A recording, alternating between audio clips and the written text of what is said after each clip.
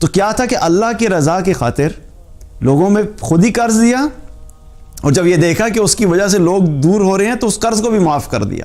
اسی طریقے سے انہوں نے ایک دفعہ ایک زمین کا ایک ٹکڑا بیچا 90,000 درہم کا، اور 90,000 درہم کا ٹکڑا بیچنے کے بعد انہوں نے کہا کہ جو بھی علاقے میں غرباء اور مساکین ہیں، جو ان کو اعلان کروایا کہ جس کو بھی قرض چاہیے ہے وہ قیس بن سعد کے پاس آ جائیں۔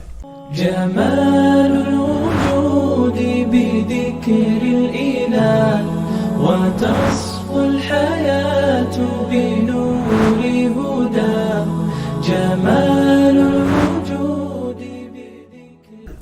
اسی طریقے سے باقی بھی بہت سے ایسے واقعات ہیں صحابہ میں جو کہ انہوں نے اپنی زندگی میں کیے کہ وہ اللہ کی راہ میں دل کھول کے صدقہ کیا کرتے تھے۔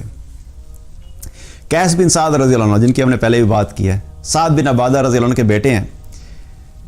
اللہ تعالیٰ نے ان کو بڑا مال دیا تھا قیس بن سعد رضی اللہ عنہ کو، اور یہ بہت زیادہ لوگوں کو قرض حسنہ دیا کرتے تھے۔ جو ان کے پاس مانگنے آتا تھا قرض مانگنے کے لیے اس کو دے دیتے تھے، جو مانگنے آتا تھا اس کو دے دیتے تھے۔ ایک مرتبہ بیمار ہو گئے، قیس بن سعد رضی اللہ عنہ بیمار ہو گئے۔ جب بیمار ہوئے تو ان سے ملنے کے لیے کوئی نہیں آیا۔ اب بیمار ہوئے، ملنے کے لیے کوئی نہیں آیا، تو انہیں بڑا عجیب لگا۔ انہوں نے اپنی بیوی سے کہا کہ میں بیمار ہوں، تو بڑی عجیب سی بات ہے کہ مجھے ملنے کے لیے کوئی نہیں آیا۔ تو ان کی بیوی کہنے لگی کہ آپ سے ملنے کے لیے کوئی اس لیے نہیں آ رہا کیونکہ لوگوں نے آپ کا قرض دینا ہے۔ کیونکہ ظاہر ہے کیا ہوتا ہے کہ جس نے قرض دینا ہوتا ہے وہ ایک نیچرل سی ایک فیلنگ ہوتی ہے کہ وہ انسان تھوڑا سا کیا ہوتا ہے، شرماتا ہے اس شخص کے سامنے جانے کے لیے جس کا اس نے قرض دینا ہے۔ اور اس میں یہ بھی ہمیں چیز خیال کرنی، اسی لیے جو قرض دینے والا ہوتا ہے نا، اس کو بڑی احتیاط کرنی چاہیے کہ وہ کسی قسم کی ایسی بات نہ کرے، جسچر نہ دے جس کی وجہ سے جس کو دیا گیا اس کو یہ احساس پیدا ہو کہ میں نے اس کو قرض دینا ہے۔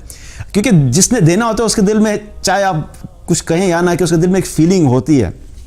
تو 12 لوگ ان سے ملنے کے لیے نہیں آئے تو انہیں بڑا عجیب لگا۔ انہوں نے وہ فوراً اپنی بیوی سے کہنے لگے کہ ایسا مال جو ہے وہ خوار ہو میری طرف سے کہ جس کی وجہ سے لوگ مجھ سے ملنے نہیں آ رہے۔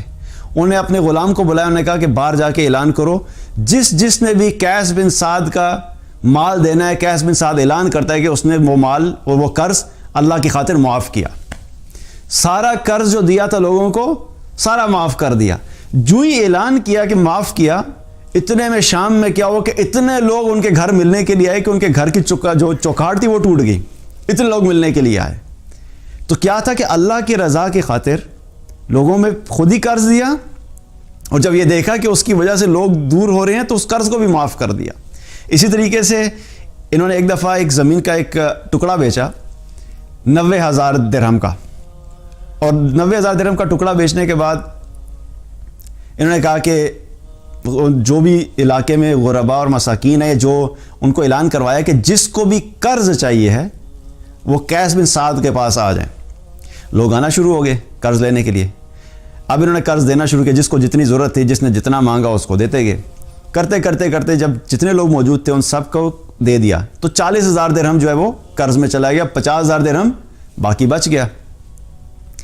تو جب 50,000 درہم بچ گیا تو انہوں نے کیا دیکھا کہ جتنے لوگ مانگنے آئے ہیں ان میں سے اکثر لوگ جو ہیں وہ غریب اور مساکین ہیں جو قرض لینے کے لیے آئے ہیں۔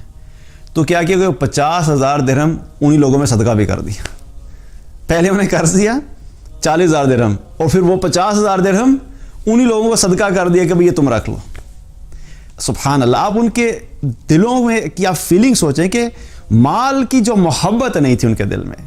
ہمارا مسئلہ کیا ہے کہ ہم مال تو چاہتے ہیں، اب مال ہونا کوئی غلط بات نہیں ہے۔ یہاں سے کیا پتہ لگ رہا ہے کہ جتنے بھی صحابہ کا میں آپ کے سامنے ذکر کر رہا ہوں یہ تمام صحابہ مالدار صحابہ ہیں نا، ان کے پاس، اور یہ تھوڑا مال نہیں ہے۔